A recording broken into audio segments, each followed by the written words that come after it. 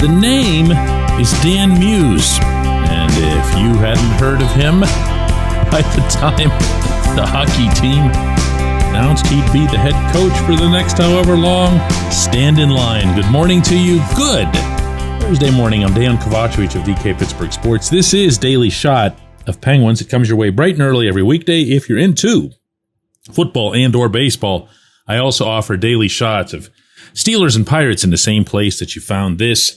A press release around noon broke the news that Muse, a 42-year-old former assistant coach, most recently with the Rangers, before that with the Predators, with an array of other coaching / developmental / instructional experience, will be the 23rd head coach of this franchise. Now, we're going to have days and weeks, and really, if you think about it, years to assess what kind of coach Muse is going to be. My own approach to this sort of stuff, and I'm speaking mostly from a professional level, I believe in keeping an open mind when somebody comes in who's new, unless they're accompanied by some sort of just awfulness. And even then, if I don't like the choice, I'm still going to give a benefit of the doubt. Go back 5 years when the Pirates were searching for a general manager, and it came down to two guys, and I was publicly advocating for Matt Arnold to come here from Milwaukee, where the Brewers had done a lot of good things, and they chose Ben Cherington instead, and Arnold went on to do really, really good things in Milwaukee and Cherington, you know. But believe me, first 2-3 years, Cherington was on the job. I was all ears, eyes wide open. These days, not so much. In this case, there's no reason not to look at Muse and just hope it works out for the best. He has an honest, hardworking, hockey-loving background.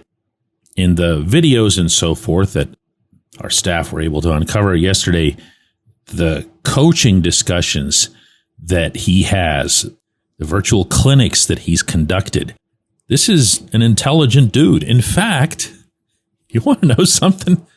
I know there were a lot of discussions back and forth on social media about who he looks like.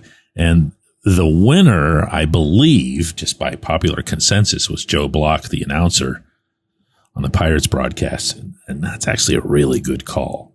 But as far as similarity in terms of persona, and again, this is just based on whatever we were able to whip up in 24 hours. He hasn't even come here yet. The press conference to introduce him isn't supposed to happen until next week.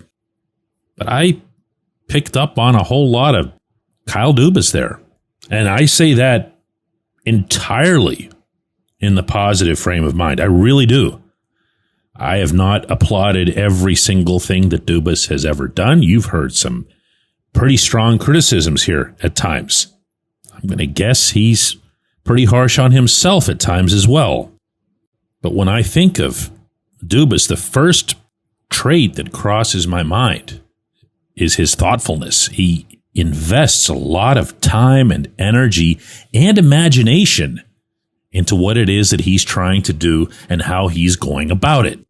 And the further that this whole script keeps developing, I think the further we're all going to understand where Dubas was coming from, and for that matter, where Mike Sullivan was coming from in the whole parting of ways. I really genuinely do not believe that Dubas needs like-minded people around him. I think what it is that he covets is people who are open-minded, if you want to go for a couple of hyphens there, meaning he would theoretically be a lot more interested in what ideas you have to share as opposed to you just repeating the way you like to do things. Following me on this now? And that is what I'm going to be most eager to try to detect, whether it's at their press conference or, again, days, weeks, and years to come. If these two individuals share that mindset, that way of thinking, that's going to be a big benefit for the Pittsburgh Penguins for a long time to come, because this circumstance, this scenario that they're in right now is strange. You're trying to build up this core of youth, quality, and quantity, while at the same time hurrying everybody along, in essence, to make sure that they're all good by the time Sidney Crosby can still keep doing what it is that he's always done. You better believe there's going to be a whole lot of outside the box involved. So if they have different ideas, awesome. If they have similar ideas, but they arrived at them through the same level of introspection, and again, I mean, you keep using this word, imagination, that's also awesome. So I'm purposely not going to take this much further today. In fact, I'm not going to take it further at all. I like what was done and the way it was done and what I've been able to accumulate here in less than a single day. Open mind. When we come back, J1Q.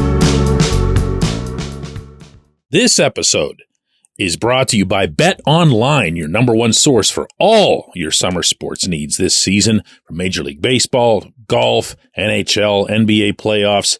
Get the latest odds and lines, including all team matchups, player props, odds on just about everything that's out there.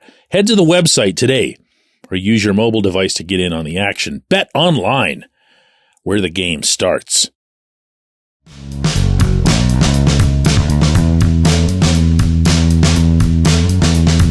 Today's J1Q comes from our good friend Clint Novak out in California, who asks, DK, how much of the top secret operation that Kyle Dubas runs is a result of PTSD from having been in the poisonous Toronto market and the general Canadian media market?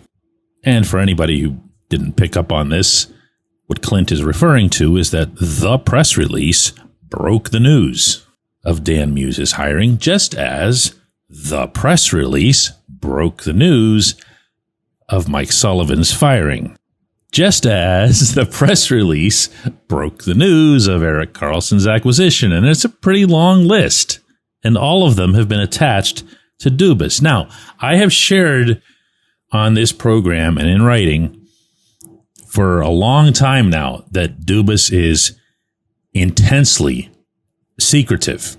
And when I say that, I don't just mean with the results that you get to see in situations like this. I mean, even in passing scenarios where, let's say, an assistant coach or assistant GM or somebody, lower down the ladder than that will stop and kind of chat with a reporter, I've been told that gets admonished. Now, there are some obvious extenuating circumstances. There was a family tragedy. One of his staff and their lives, and a lot of us, myself included, went out of their way to seek this individual out and express condolences. But for the most part, in fact, almost all of the part, say hi to us and keep walking. Now, does that have anything to do with Toronto or Canada? It could, Clint, but maybe not the way you think. Listen, I have no way of knowing why he thinks the way he does with something like this. So he's the only one that could answer this, and my guess is that he probably would choose not to.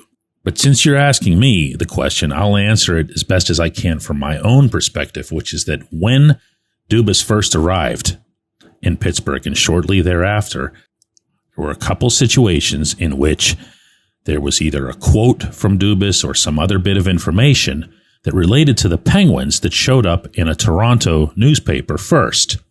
Now, this is a competitive industry, and Pittsburgh is not an expansion market. And I would go after the second time that this happened to the team and expressed a concern, not representing anybody else, just me and the DK Pittsburgh Sports venture, to basically ask, hey, is this how it's going to be? We're going to be reading about the Penguins in the Toronto papers? What are we doing here? From there, I was told and assured emphatically that this would not be the case, that Dubas had respect for the market, for the media, all that stuff, and to his inestimable credit, never did again, and I don't expect that it ever will. Now, how is that related to, how did you put it here, the poisonous Toronto market and the Canadian media market? I think that when you go to the top of this pyramid of what we're talking about here, he wants to control not only the information, but how it's disseminated. And to the extent that he can, how it's received. That's why, if you've ever watched one of his full press conferences, and if you're listening to a program called Daily Shot of Penguins, I'm guessing that you have, he will not only go into detail about his decisions, but he'll express on occasion how he might be concerned that they'd be perceived. And that is a step that most sports executives do not take. They will just say, this is how it is. This is why we did what we did. And thanks for coming. Have a nice day. He does go the extra step in an attempt to communicate as much as he can what it is that he's thinking, even if you don't agree with it, what he's thinking to the fan base. And when I say the fan base, I'm happy to say to the Pittsburgh fan base. I appreciate the question, Clint. I appreciate everybody who listens to Daily Shot of Penguins. We'll be back with another one of these tomorrow.